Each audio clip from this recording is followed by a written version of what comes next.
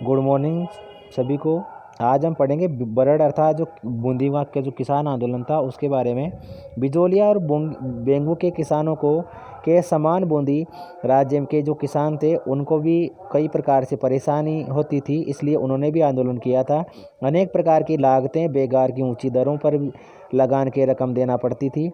इससे त्रस्त बिजोलिया की सीमा से जुड़े हुए बूंदी राज्य के बरड़ क्षेत्र के किसानों ने बूंदी प्रशासन के विरुद्ध अप्रैल 1922 में आंदोलन का श्री गणेश कर दिया। इस आंदोलन का नेतृत्व राजस्थान सेवा संघ के कर्मठ कार्यकर्ता नयनू राम शर्मा के हाथों में था। 2 अप्रैल 1923 को डाबी गांव में नयनू राम शर्मा की अध्यक्षता में चल रही किसानों की सभा पर पुलिस अधीक्षक इकराम हुसैन, एक अधीक्षक था अर्थात पुलिस का एक सेनापति था जिसका नाम था इकराम हुसैन, थानेदार था। उसने क्या कर दिया, गोलियां चलवा दी। और इस गोलीकांड में नानक भील और देवालाल गुज्जर शहीद हो गए। 27 सितंबर 1925 को राजस्थान सेवा संघ की हाड़ौती शाखा की एक सभा में शासन को किसानों की समस्याओं से परिचित करवाने के लिए पंडित नयनू राम शर्मा को अधिकृत कर दिया गया। 1927 ईस्वी के बाद राजस्थान सेवा संघ अंतर्विरोधों के कारण बंद हो गया और अंत में राजस्थान सेवा संघ के साथ ही बूंदी का जो बरड़ किसान आंदोलन था वो भी समाप्त हो गया। इसके बाद पढ़ेंगे हम नीमू चना किसान आंदोलन जो अलवर में हुआ था, और इसे राजस्थान में एक तरीके से दोहरी डायरसाई भी कहा था गांधी जी ने। अलवर में सुअरों को मारने पर प्रतिबंध था और ये सुअर किसानों की फसल को बर्बाद कर देते थे। इन सुअरों के उत्पात से दुखी होकर 1921 में अलवर के किसानों ने आंदोलन प्रारंभ कर दिया। इस आंदोलन के दबाव में महाराजा को सुअरों को मारने की इजाज़त देनी पड़ी। अलवर में 1922 में तीसरा भूमि बंदोबस्त होने के बाद 1923-24 में भू राजस्व की नई दरें लागू कर दी गई। मतलब क्या होता था, ज़मीन पर जो टैक्स लगता था उसको बार बार नियोजित किया जाता था। तो ये तीसरा भूमि बंदोबस्त हुआ तो इससे भू राजस्व निर्धारित किया गया, मगर नए बंदोबस्त द्वारा इन जातियों के जो विशेषाधिकार है उनको समाप्त कर दिया गया, जिसके कारण इनके असंतोष में स्वर उठना स्वाभाविक था।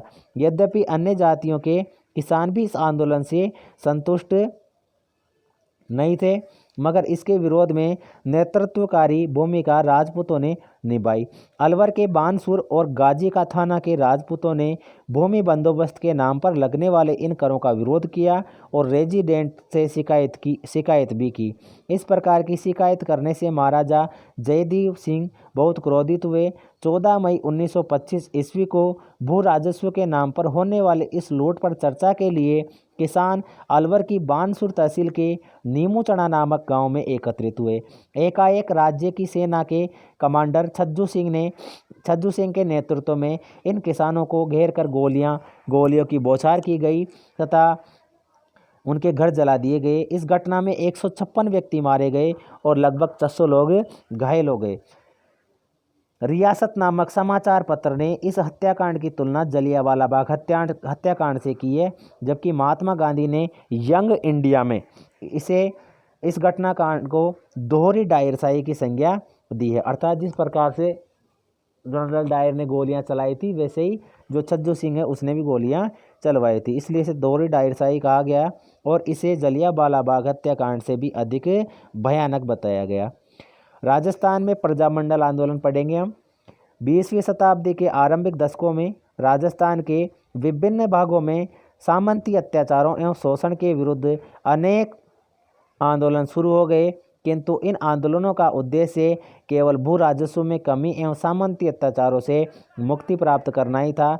1920 में कांग्रेस द्वारा देशी रियासतों के आंतरिक मामलों में हस्तक्षेप न करने का प्रस्ताव पारित होने से राजपूताना के राष्ट्रवादी लोगों को मायूस होना पड़ा।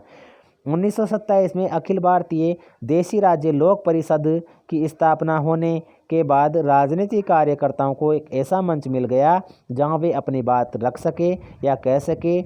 इस संस्था की स्थापना का प्रथम अधिवेशन 16 से 18 दिसंबर 1927 को बम्बई दीवान बहादुर रामचंद्र राव की अध्यक्षता में आयोजित हुआ। संस्था की कार्यकारिणी में राजस्थान के 7 सदस्य थे, जिनमें नैनू शर्मा कोटा, शंकर दयाल शर्मा अजमेर, जयनारायण व्यास और कन्हैयालाल कलयत्री जोधपुर, रामदेव पोद्दार और बालकिशन पोद्दार बीकानेर तथा त्रिलोक चंद माथुर करौली। श्री विजय सिंह पथिक संस्था के उपाध्यक्ष तथा श्री रामनारायण चौधरी राजस्थान तथा मध्य भारत के लिए प्रांतीय सचिव चुने गए। इस संस्था की स्थापना का मुख्य उद्देश्य भारत की देशी रियासतों में वैध और शांतिपूर्ण उपायों से वहाँ के राजाओं की छत्रछाया में उत्तरदायी सरकार की स्थापना करना था। 1938 में कांग्रेस के हरिपुरा अधिवेशन में देशी राज्यों के आंदोलनों को समर्थन देने का प्रस्ताव पास होने के बाद विभिन्न देशी रियासतों में प्रजामंडलों की व्यवस्थित स्थापना हुई। देशी रियासतों में उत्तरदायी शासन की स्थापना, सामंती अत्याचारों व शोषण का विरोध, देशी रियासतों में राजनीतिक जागृति पैदा करना और देश में चल रहे राष्ट्रीय आंदोलन को गति प्रदान करने के लिए जो राजनीतिक संगठन स्थापित हुए उन्हें प्रजामंडल कहा गया। राजस्थान की सभी रियासतों में अपने अपने प्रजामंडल कार्यरत थे, जिन्होंने आज़ादी तक उपरोक्त मुद्दों पर समय समय पर अनेक आंदोलन चलाए।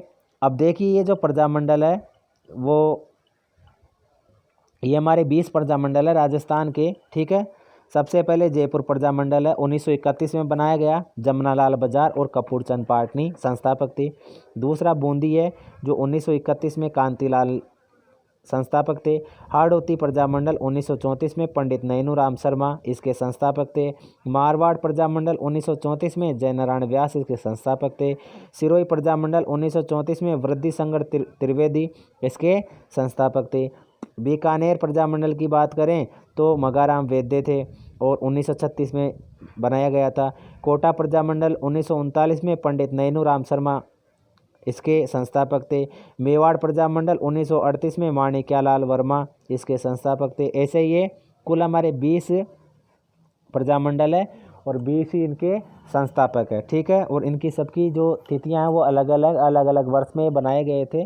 ज़्यादातर जो प्रजामंडल थे 1938 में बनाए गए थे, ठीक है।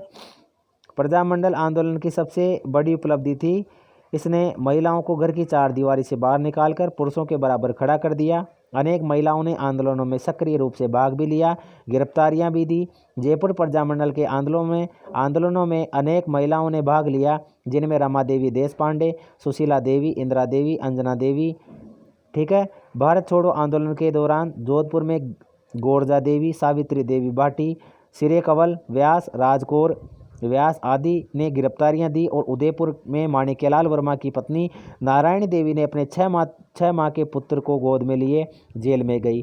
प्रजामंडलों के कार्यकर्ताओं ने सामाजिक सुधार, शिक्षा प्रसार, बेगार उन्मूलन तथा